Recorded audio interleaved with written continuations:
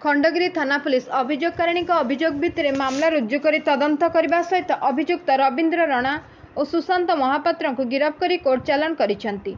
सूचनायोग्य जे अभियुक्त माने खोर्धा अंचल और से भुवनेश्वर को समय समय माँ मंगला प्रतिमूर्ति को मुंडरे बहन कर निजक माँ कालीसी परिचय दे बुलती।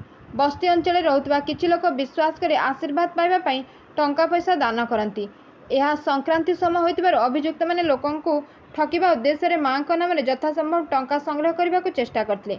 आज दिन मध्याह्न समय अभियुक्त माने योजना मुताबक अभियोगकारिणी घर निकट को आसते और सेमानंकु काकटपुर माँ मंगला कालीसी परिचय दे तांको घरे पूजा करने कहते। यह शुणी अभियोगकारिणी माँ अंजना महांती विश्वास कर 2000 टंका माँ मंगला पूजा गोटे शाढ़ी प्रदान करते। अभियुक्त माने अंजना बोहूंकर भविष्य में पुत्र संतान होबार आश्वासना देते। तापर अभियुक्त मध्य जड़े कालीसी रवींद्र रणा अंजना बोहू घरे प्रवेश करी से खूब शीघ्र जन्म करेंगे बोली निश्चित करते।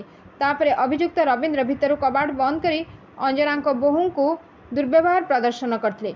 अंजना बोहू ए सब को विरोध कर चित्कार कर परिवार सदस्य उद्धार करते।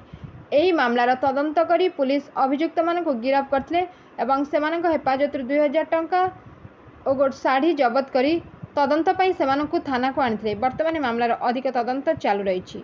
Bureau report 51 news agency.